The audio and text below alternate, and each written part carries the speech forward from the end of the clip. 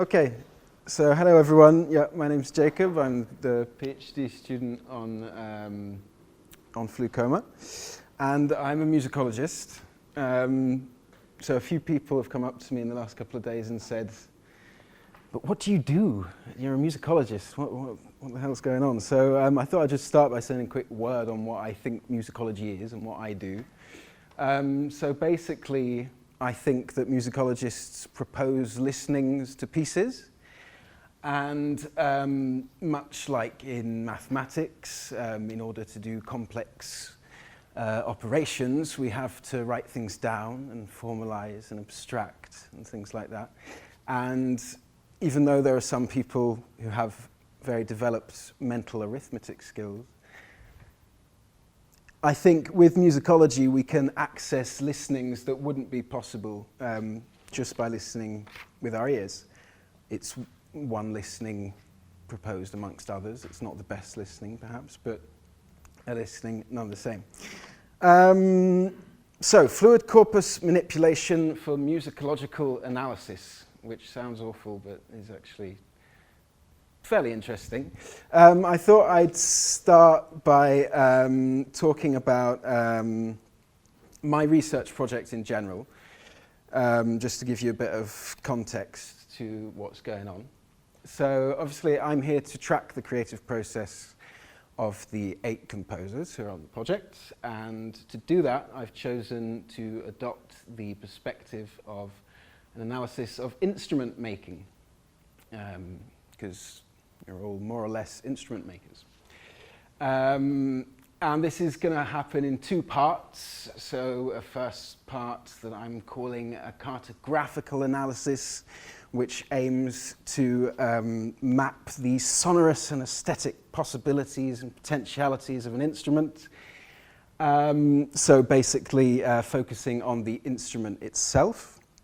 And then there's another part of the analysis, cartological, and so these 2 analyses will constantly inform each other and interdependent, which is studying at various moments, primarily through performance, but also through rehearsal and development, the paths taken and not taken through these environments, and so which is focusing more on the instrument in its use in the world.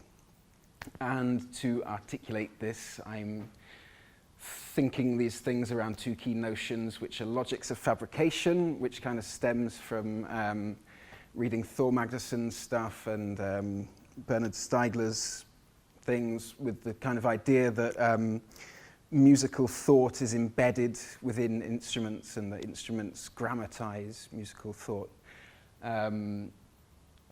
And that there would be 3 archetypes of fabrication: an archaic one where musical thought would emerge from the instrument, a classical one where the instrument would be made to serve a pre-existing musical thought, like the tunings of strings and violin, for example, and the contemporary one where an instrument is made despite existing frameworks. And the second notion is that of interface, so considering the instrument as a network, which is an interface between 2 other networks. So, for example, a gestural network and a sonorous network, something like that. And I'm borrowing terms from actor network theory, quite literally constructing networks and things like this. So this is a network visualization of the infamous Autechre patch, which is on the cycling forums.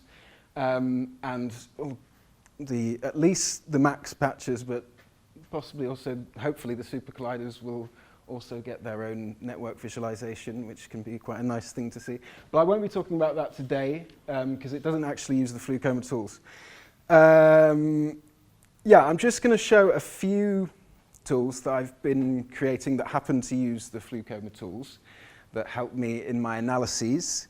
They're still at the stage of what I call speculative tool making, which isn't just a sort of posh way of saying they're not finished yet, but actually implies that they are speculative and won't be fully complete and fleshed out until they've gone through the test of actual analysis, which is going to really start happening from now that the first performance has moved on.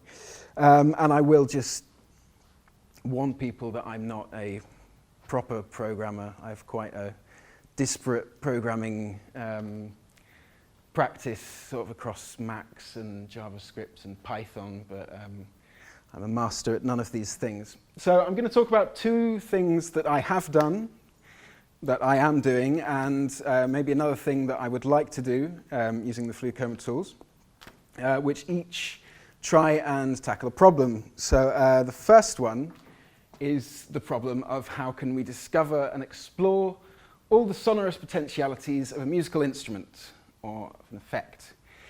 So a lot of these things, I mean, we've gone over, but there are a few perhaps particularities in my approach that I could share with you. So step one for this would be thinking about how we're going to describe these sonorous potentialities. Of course, descriptors. I thought it might be quite interesting. Does that work? So I made this little thing that I call Descriptor control. This is the size of my screen. So the help files and stuff of FluCoMa are always far too big, but yeah, it's nice to see it like this. So basically, as a musicologist, and as a non-programmer, and as someone who's hoping to bring the FluCoMa tools to musicologists, presentation of things is very important for me. I need to be able to pretty much see everything at the same time, and things to be very simple and laid out. So basically, I made this thing, which takes a bunch of descriptors, so Alex Harker's and FluCoMa ones. We click on it, and the parameters will come up, and you get the different return types that you can choose, and you've got little description and stuff like that. And so basically, you can choose a series of things that you'd like to get, and choose which kind of returns you like. And basically, it creates a I can look here actually.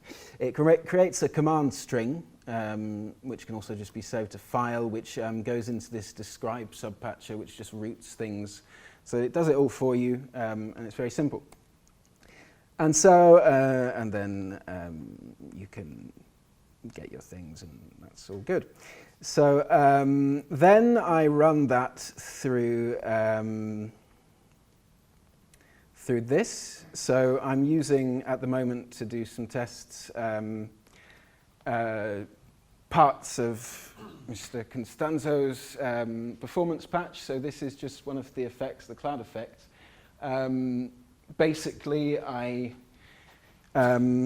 looking to iterate through all of the states an instrument can have. Bearing in mind that these are linear, so you have to define a resolution, how much you can increment. At the moment, I've just done 0.5, I think, but it's a Cartesian product, so you end up getting quite a lot of states. So there's 6,804 just for this one. And then basically, you load up a test sample. So I chose the kind of samples that Rod uses in his performance, because they're part of the instrument, they're part of that instrument's sound. And it just goes through the whole thing and describes them, and you get your descriptors as we know and love them. And then, so that was one use of FluCoMa, it was in the descriptors. Second use, at this stage, I have to take these results out of Max and take them into a program that I like very much, but I also loathe, which is Cytoscape, which is normally a biology network visualization software. And basically, it's because here it has plugins for things like PCA and other dimension-reducing things. As I couldn't do that in Max, I had to do a Python script that formats the lists that come out of Max to be able to go into Cytoscape. And then there's no easy way of getting the coordinates out of Cytoscape back into Max again, so I had to do another Python script that kind of formats these horrible XGMML files just to get the coordinates out. But you do manage to do it. And so you do end up sort of seeing a visual representation of the sonorous potentialities of an instrument. And thankfully, I've been able to bring that into Max now. So if I find my thingamajig, so this is a view of the wave folder. Sorry. Oh, there we go. Maybe a bit quieter, and yeah. Well, so it's all linked up to the instrument. There's definite clusterings going on, you know. So it's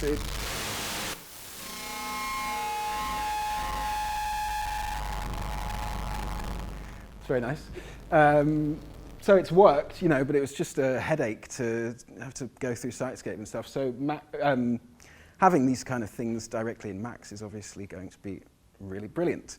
So that's one use, which has its limits as well, which I won't go into now for the sake of time, but I'm sure people will point out to me.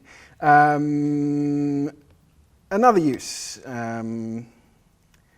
would be looking to attack the problem, how can we discover and explore the interface between two different networks, for example, gestural and sonorous.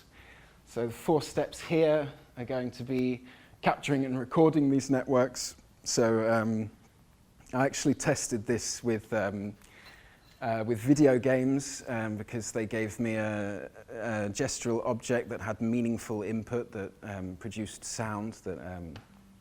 And I'm hoping to maybe do a study on the sort of links between gesture and that's a different thing. But Rodrigo, again, has very helpfully been sending me lots of test files where he's been giving me 8-channel buffers of input audio, output audio, control data from crossfaders, things like that. So how do we explore these two networks simultaneously? This is the thing that I inadvertently brought up earlier. So this is sorry, I've just loaded some slices. Here are some slices that I prepared earlier. So you can sort of go through them.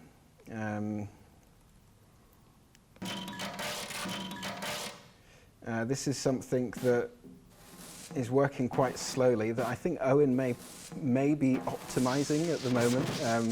It's quite a useful way of sort of visualizing different things at the same time. It's got all the classic features. You can zoom in and scroll along and things like that. Was that the dog? I didn't see. It was probably the dog, right? Yeah. Yeah, so this is one solution. Sorry, this is one solution for sort of seeing things all at once. So now that we can see things, how do we discover different gestures, for example? So I've made another object very similar to the descriptor control object, which has the hilarious name of fluid control, which is here, which is basically a very simple thing where you can choose your thing and you know, change all the parameters and stuff. Very helpful for, I just find it very difficult to control things with message boxes like that. So, you know, this, I mean, it's all using JavaScript, basically, this stuff. But I did make a Java JS UI object that everything was contained within. But yeah, I can see PH, no, don't do that. Don't do that, come on. But yeah, anyway, so yeah, I shall move things on. So this is what I use when I'm making my slices. So when looking for, because what I'm doing here is looking for gestures in the control data. So the question at first was, do I make slices, for example, on audio out data? Is that something that would inform us on gestures? Or do I make my slices on the control data straight on it? I've done some initial experiments. So these first ones are from control data. So basically, I'll show you in a minute. it's a bit hard to follow what's going on, but these are sort of the top 20 longest segments, and this is just the crossfader control data. So we do see that in some of the various techniques there are gestures that appear, but I did find, at least in the example that I've been using to test, that from sound it seemed to, when you did the chops straight onto the sound, it actually yielded what seemed like more meaningful results. Obviously this will be refined and using footage and recordings from the actual gig and on a longer time scale, because this test is only about a minute, I think. But we can see how this kind of thing could start to help. And then, and then step 4 would be, how do we bring these networks into relation with the interface? So once we have these kind of slices, we can start to begin to imagine how we could visualize these gestural networks and sonorous networks as, well, as networks, and start applying quantitative data to them, things like, I don't know, how many times in a performance did a gesture get made. You know, the possibilities for quantitative data that we can apply to these things are pretty much endless. And then you can start thinking about things like network superposition, where you can bring networks together and see how they interact over time. This is all stuff that's in my Max network stuff, but isn't using the FluCoMa stuff. So. But anyway, so that's another project. Some things for the future. So maybe I would like to try and get a better fluid. I would like to try and get better fluid control. But there's also sort of going down the acronym name, the automatic music analysis tool, which I thought was quite interesting to bring up, because, so this would be an idea that we're sort of thinking about with some colleagues from the university, to sort of attack the problem of how can the inherent problem of analysis, that is to say segmentation, be rethought, recontextualized and fronted today. So Hans was talking earlier about going through a corpus without knowing what the dimensions mean. I'm kind of imagining this kind of thing, it's a very musicological talk here, where you could ask the computer to throw up segmentations that obviously the musicologist, any musicologist, the idea is they wouldn't know how the computer got to those segmentations and to those spatializations. And it would be to play the game to try and find meaning from those segmentations, which could possibly kind of evacuate, to a certain extent, the idea of segmentation as sort of conditioning a musicological analysis before you even go into the piece. It's a work in progress, and we're thinking of doing some things, so Lawrence and James, to be precise. Yeah, just plans for the future, anyway. And then maybe just to sort of close up, there were some other fun projects which aren't really to do with musicology. There was a FluCoMa Elite, which is like a little video game using the FluCoMa tools, which I thought was quite fun. That's sort of still in prototyping state, but yeah, anyway, it's still very early days, but I thought that was quite a fun idea. Yeah. And I won't play the video because it's full of Mr. Oiseau samples, which I love, but I'm sure probably wouldn't go down very well here. Volker Bum, he's called, came to CCL here a couple of weeks ago and showed this sort of buffer composition thing, and I tried making an implementation that uses the buff compose, which seemed quite good, although it's now slightly broken, but anyway, that was working quite well. So just to conclude, how did I want to conclude? Yeah, I mean, there are some, between the compositional and musicological paradigms, there are differences in, I think, how we would want to be using these tools. So in musicology, I think characteristically, we're not going to be treating big data. It's, you know, we'll be confined within the space of a piece, maybe 10, 20 minutes, really maximum. And I think in musicology, although it's something that I think with these techniques we would be able to and want to try and get away from, we do tend to try and be able to retrieve some notion of linear time within a piece, which this sort of fragmented network visualization of things could perhaps move us away from, which could be a problem or could be great. You know, we shall see.